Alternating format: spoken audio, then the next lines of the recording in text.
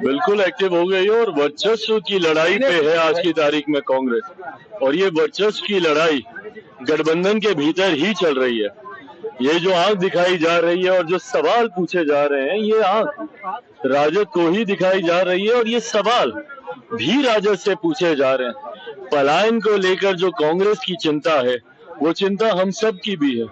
पर उस चिंता की शुरुआत कहाँ से हुई? याद करें 90 का वो दशक।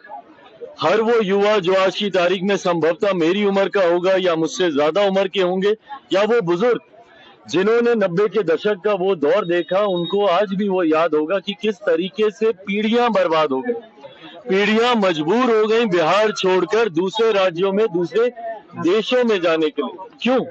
क्योंकि 90 के दशक में जिस तरीके से जंगल राज का माहौल राजद की सरकार में बना दिया गया, जहां आए दिन अपराध, बलात्कार, लूटमार, डकैती, दुकानें दिन दहाड़े लूट लेना, व्यापारियों की हत्या कर देना, ये एक आम बात बन गई थी। जिस तरीके से उस वक्त आम बिहारियों ने भयभीत होकर यहाँ से पलायन करना शुरू किया, उनकी आंखों में वो दुख आज भी दिखाई देता है। जब दूसरे राज्यों में या जब विदेशी दौरों पे जब मैं बिहारी डायस्पोरा से इंटरेक्ट करता हूँ, उनको तकलीफ है कि उसके बाद उनकी आने वाली पीढ़ियां कभी बिहार वापस लौट के जा ही नहीं पाई। मैं इतना धन्यवाद जरूर मुख्यमंत्री नीतीश कुमार जी का दूंगा कि उन्होंने अपने कार्यकाल के दौरान कम से कम उस नींव को तैयार किया, जिसको आने वाले समय में बिहार विधानसभा चुनाव के बाद प्रधानमंत्री नरेंद्र मोदी जी की सोच वाली सरकार के संरक्षण में अब उस व्यवस्था को और इतना मजबूत किया जाएगा कि न सिर्फ पलायन रुकेगा, बल्कि रिवर्स माइग्रेशन भी अब हम लोग शुरू करवाएंगे।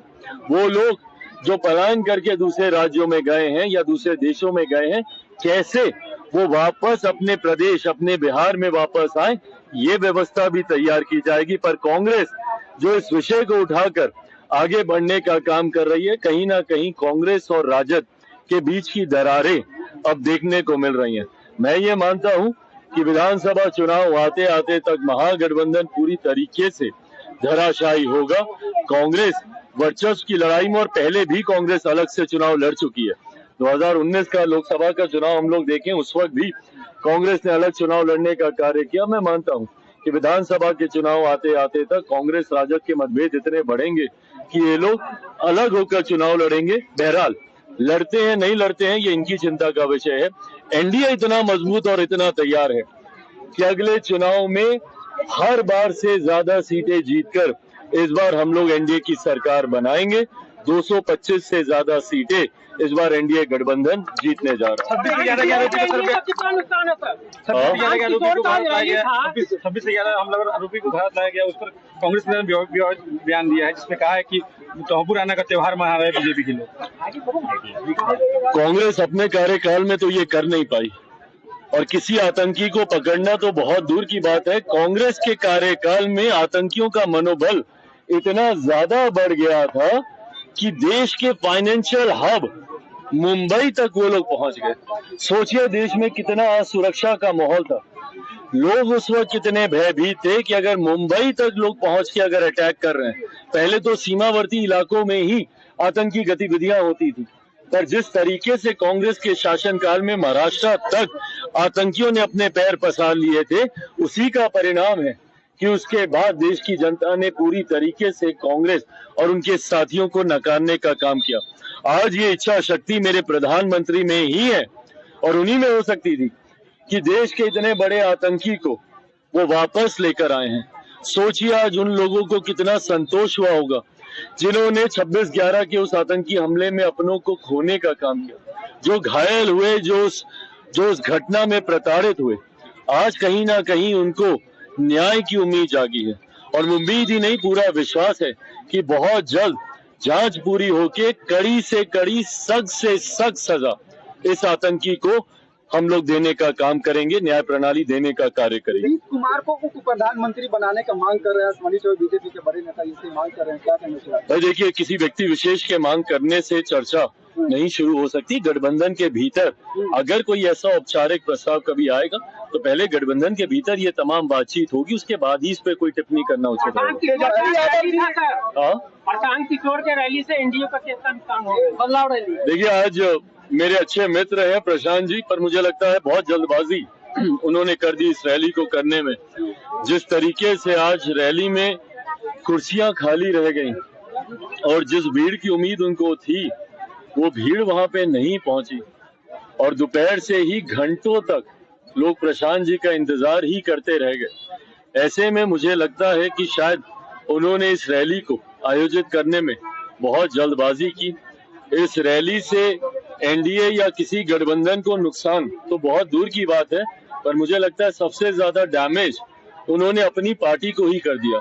जिस तरीके से अभी तक बंद मुट्ठी थी, लाख की भी हो सकती थी, पर आज गांधी मैदान में वो मुट्ठी खुलने के बाद खाक की ओर जाती दिख रही है। इस बात का मुझे भी अफसोस है। आपके छोटे भाई तेजस्वी यादव ने अपराध का डोजियर जारी किया है एक्स पे।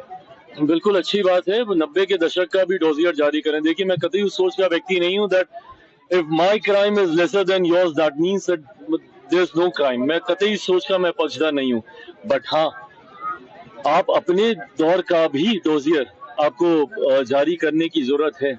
90 के दशक में जिस तरीके से अपराध था, मैं मानता हूं कि अगर आज भी एक भी आपराधिक घटना होती है तो वो हमारे लिए, हमारी सरकार के लिए चिंता का विषय होना चाहिए।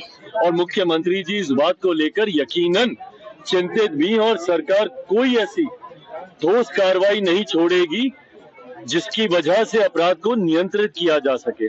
पर जब विपक्ष इसको मुद्दा बनाकर राजनीतिक लाभ लेने का प्रयास करता है तो उनको अपना दौर भी याद होना चाहिए, किस तरीके से उनके समय में दिन दहाड़े आपराधिक गतिविधियों को अंजाम दिया जाता था।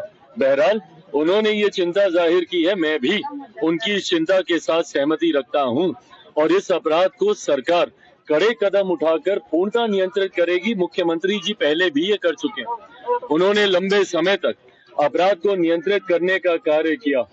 चुनावी वर्ष होने की वजह से मैं मानता हूं कि चुनावी सोच से कई ऐसे असामाजिक तत्व हैं जो प्रदेश में पुनः एक अपराध का माहौल बनाना चाहते हैं।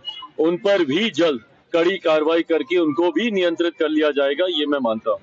Thank you. कहा है कि अपने समर्थकों को कहा है कि 11 तारीख तक कोई गांजा का सेवन नहीं करेगा। गांजा के राज्य में शराब बंद है, इसलिए गांजा का सेवन नहीं करेंगे। 11 तारीख के बाद अब गांजा पी सकते हैं। क्या मतलब हुआ इस बात का?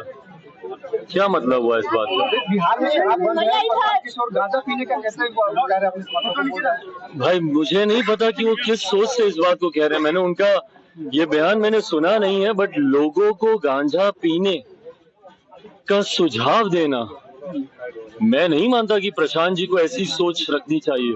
वो पढ़े लिखे हैं और इस तरीके की बातें अगर वो जनता के बीच करेंगे और लोगों को नशे का सेवन करने के लिए आग्रह करेंगे, ये किस तरीके की सोच प्रशांत जी अपनाना चाह रहे हैं?